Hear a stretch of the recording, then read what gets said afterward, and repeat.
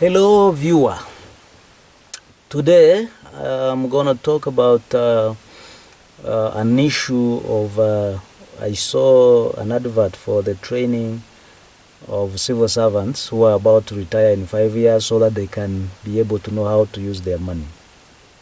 There's no money they are gonna use, so I have a different perspective. I think if we could make a civil servant actually be civil, as it sounds, then there wouldn't even be any need for training. Look, if as a civil servant I had a housing option of the government, I'm in a government house, it is near where I work from, my children are able to go to that community school near where I work from. So I work at Makerere University. Makerere College can offer my child a place at a subsidized amount. Then I have the amenities around.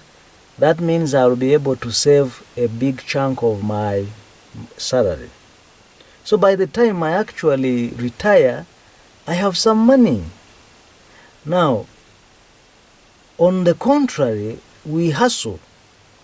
So you are paying for your kid, even if your kid is in Gayaza, even if your kid is in SMAC, in St. Mary's College Kisubi, or Kitende, which is a private school, or Sarah High, the amount will still be high. So I'm hustling to work for my children to learn. I stay in Entebbe. I have to traverse from Entebbe every morning to campus. So one, I spend on stress, I spend on transport, I spend on housing, and at the end of the day, then the school fees, the hospital. So at the end of the day, you find that as a civil servant, I spend time just having to survive. So I even have nothing to plan for on retirement, even if you talk of the small money on retirement benefits. So can we look at whoever next could be able to make it? Can you make sure that in one way or another, a civil servant has the best of the services, so that when they are, because we are under, they call it public service. It's a public service, Ministry of Public Service. It is a public service.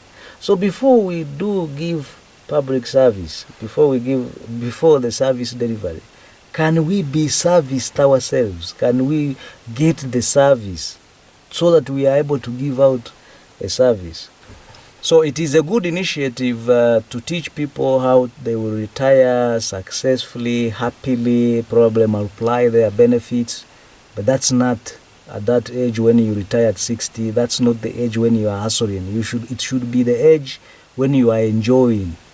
You already had a country home, probably you have a home around, you are shifting from the government house to your own house, you are busy decorating it, you are looking after your compound, putting flowers and the like, not building the house for the first time, not looking for the easiest business you can do.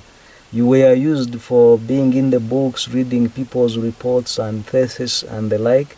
Now you have to ask people, where is the chicken feed? When are you supplying? What are the concentrates about? So I think public service and the government in general should think of making a public servant not a burden. You put things that you subsidize for them, and then the little they make, they use it to flourish, not to survive. And then there wouldn't be any need for that you are teaching people how to. So it's like you are trying to, how can I call it? You let people, it's like you are telling people, we're going to let you go in the football pitch, they will break you, so we want to teach you how you will get massage, or I don't know how to phrase it in an easy way. So I thought I could mention or say something about that I saw, that you want to train people on how they should retire gracefully, but that is not what should be done. You should be instead trying to make sure that you put an environment that these people have saved money.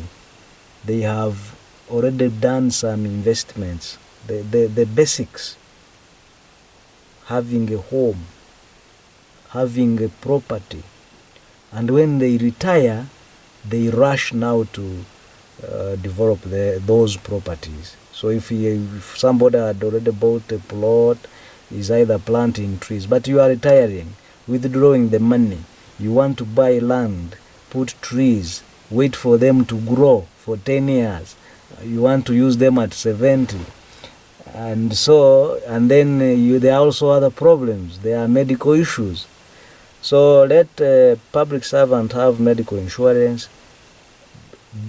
their biological children have access to subsidized education, let the housing be available, let the transport be absorbed by the housing, and then eventually you'll get a workforce which is motivated, which is uniform.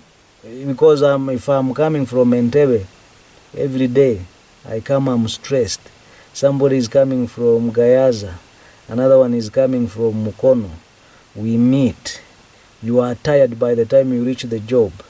The customers, the people who come to your office, you are already tired.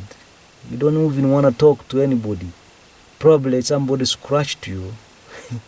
So that's my perspective, my thinking about such an issue. It's my opinion, it's my thinking. I don't have to force it on anybody. Until next time.